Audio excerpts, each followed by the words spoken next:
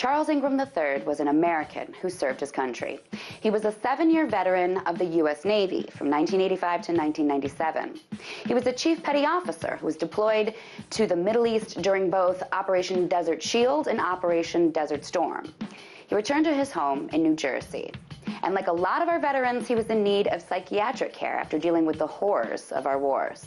So he had been receiving care from the Atlantic County Community-Based Outpatient Clinic, which is part of the VA's medical care system. There, Mr. Ingram was participating in the VA's newly implemented telemedicine psychiatric platform. Now, the way the telemedicine system is described makes it sound nice.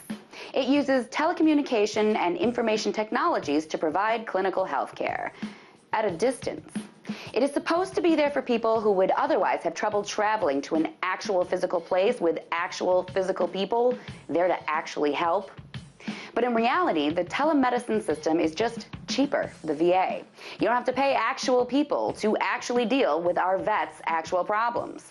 So Mr. Ingram was a part of that system at his VA clinic in New Jersey. And that clinic has that telemedicine system, but is not open on weekends. It is only open during business hours, Monday through Friday, which is a hardship for a lot of veterans who have to work. In fact, local police there have confirmed that they have received multiple calls requesting that the facility start opening up on the weekends, even just for a few hours.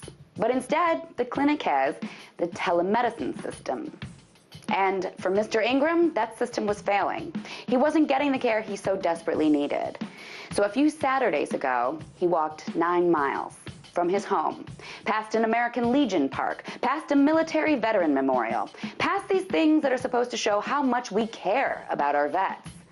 Mr. Ingram walked all the way to the clinic. And there, on a lawn, he doused himself with gasoline and set himself on fire.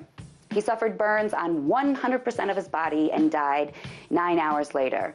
He was 51. Mr. Ingram's suicide was just one of an average of 22 veteran suicides a day, every day in this country. He burned himself up in front of his VA clinic. This is how desperately he needed help and wasn't getting it. And barely anyone even knows about his tragic death because we've all become numb to the plight of our veterans.